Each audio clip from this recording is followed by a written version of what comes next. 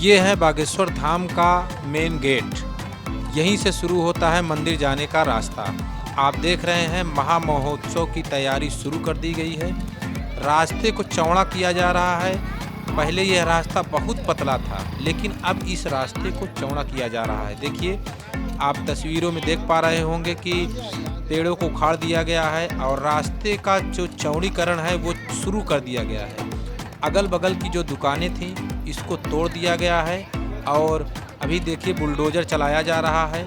तो बागेश्वर धाम में जो महामहोत्सव होने वाला है, यानी शादी महोत्सव, हर वर्ष गुरुजी 150 कन्याओं की शादी निःशुल्क करवाते हैं। उसका रजिस्ट्रेशन भी शुरू हो गया है और बागेश्वर धाम में काफ़ी कुछ परिवर्तन देखने को मिल रहा है।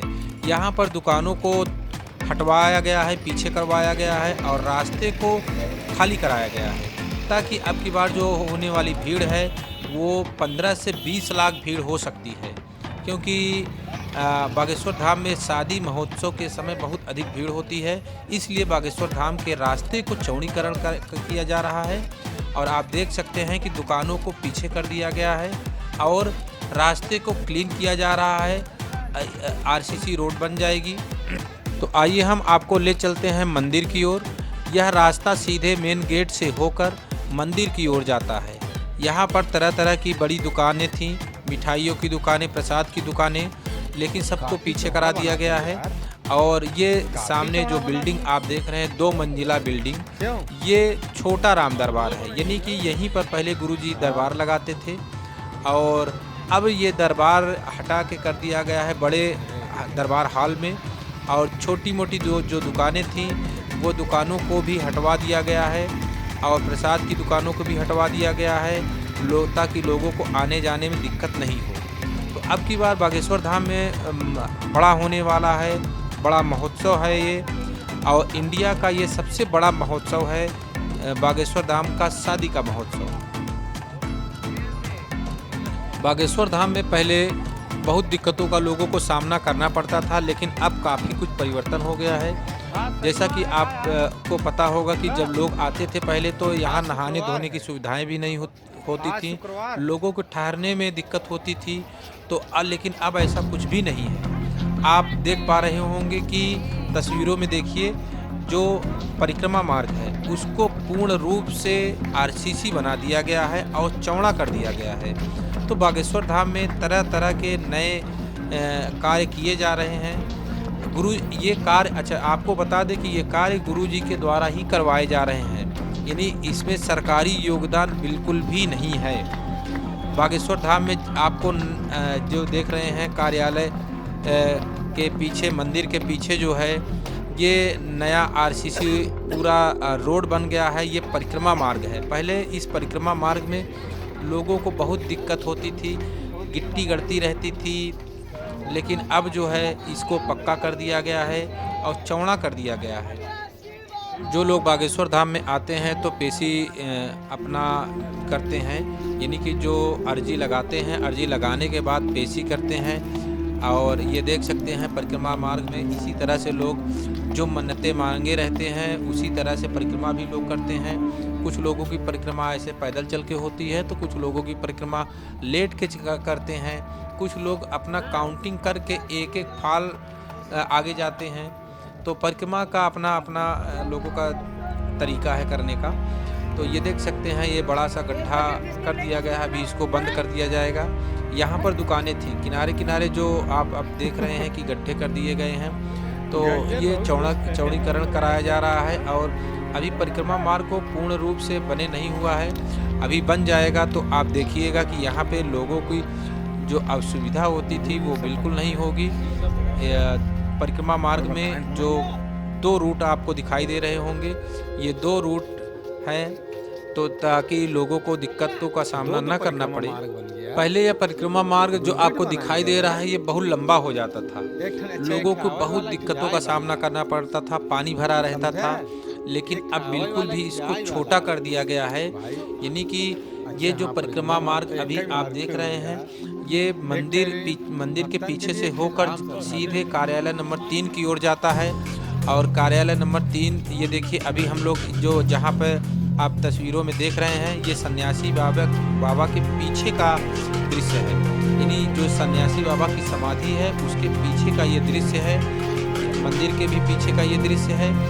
और इसको आगे से ले जाकर राइट साइड से होते हुए सीधे कार्यालय नंबर 3 से होते हुए ये जो परिक्रमा मार्ग बनाया गया है, ये 2 तरीके से बनाया गया है। एक तो बागेश्वर धाम के मेन गेट से होते हुए जाता है और दूसरा जो परिक्रमा मार्ग है वो छोटे दरबार हाल के पीछे से भी आप जा सकते हैं। तो ये बहुत छोटा कर दिया गया है। ये देखिए पीछे से सीढ़ी भी बना दी गई है ताकि भीड़ होने पर इस सीढ़ी के द्वारा आप मंदिर पर जा सकें, लोगों को असुविधा न हो बालाजी के दर्शन करने में। यदि आप बागेश्वर धाम में नए आए हैं तो यहाँ का कुछ नियम है, उसको सुन लीजिए। अगर आप अर्जी बांधते हैं तो अर्जी बांधकर बालाजी के दर्शन करते हुए आपको 21 परिक्रमा करनी होती है और 21 परिक्रमा करने के बाद आप दूसरे मंगलवार से आपकी पेशी शुरू हो जाती है। आपको कुल मिलाकर 21 पेशी करना होता है। 21 पेशी कुछ लोग करते हैं, कुछ लोग सोचते हैं कि मंगलवार को ना करके किसी भी दिन जाएं, लेकिन मंगलवार को पेशी मान्य होती है। और आपको बता दें कि मंगलवार के दिन, शनिवार के दिन भी आप कर सकते हैं, लेकिन सुबह की जो आरती होती है उस आरती में सम्मिलित होना आपका बहुत ज़रूरी होता है। कुछ लोग होते हैं आरती में नहीं सम्मिलित होती हैं, तो ऐसे लोगों की अर्जी जल्दी नहीं स्वीकार होती है। आप बालाजी की आरती जब होने लगी सुबह में, तो मंगलवार की सुबह की आरती में ज़रूर शामिल होइए और अपनी पूजा अर्चना करिए, मन्नत मांगिए, ज़रूर पूरा होगी। यहाँ पर आपको बता दें कि कम से कम मैं आपको बता रहा हूँ, एक 20 से 25 हज़ार लोग तो डेली आते हैं, लेकिन मंगलवार और शनिवार को जो यहाँ भीड़ होती है ये लाखों में भीड़ होती है।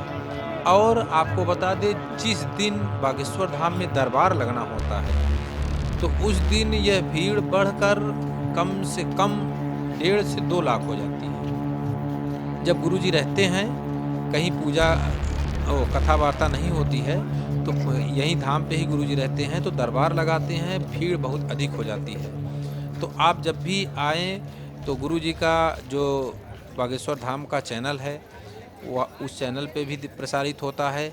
अगर आपको कोई जानकारी नहीं मिलती है तो तमाम जो बागेश्वर धाम के और 1-2 चैनल हैं उस पे भी आप देख सकते हैं, नोटिफिकेशन देता रहता है। बागेश्वर धाम में काफ़ी कुछ परिवर्तन आपको देखने को मिलेगा। पहले इतनी सुविधाएं नहीं थी, दुकानें भी नहीं थी, इतनी कीचड़ हुआ करता था। ये पीछे का रास्ता देखिए आप, छोटे दरबार हाल के पीछे से अन्नपूर्णा की तरफ से जाता हुआ यह रास्ता, इधर तो बिल्कुल कीचड़ भरा रहता था, पानी भरा रहता था, लेकिन देखिए अब एकदम पीछे से इसको साफ सुथरा कर दिया गया है। लोगों को परिक्रमा करने में दिक्कत नहीं होती थी। हम कोशिश करते हैं कि बागेश्वर धाम की जो ताज़ा तरीन खबरें होती हैं आपको दिखाते रहते हैं। अगर इन खबरों में कोई त्रुटि होती है, गलतियां हो जाती हैं, तो आप बिल्कुल कमेंट बॉक्स में बताइए। हो सकता है कि आपसे भी हमें सीखने को मिले। और बागेश्वर धाम में आप आते रहिए। यहाँ पर जितना कुछ भी है बिल्कुल सच है, कुछ भी झूठा नहीं है। जो इतनी भीड़ होती है ये भीड़ का कारण ही सच है। अगर यहाँ सच न होती तो इतनी भीड़ न होती। और अगर आप आते हैं तो यहाँ सच्ची श्रद्धा और मन से आइए तो आपकी अर्जी ज़रूर स्वीकार होती है, आपका पर्चा बनेगा। और धीरेन्द्र के शास्त्री जो हैं वो आपके समस्याओं का समाधान जरूर करेंगे। एक बार आप इस आशा में आइए और यहाँ पे देखिए आपके मन का शुद्धिकरण हो जाता है। जय सिया राम, जय बागेश्वर धाम।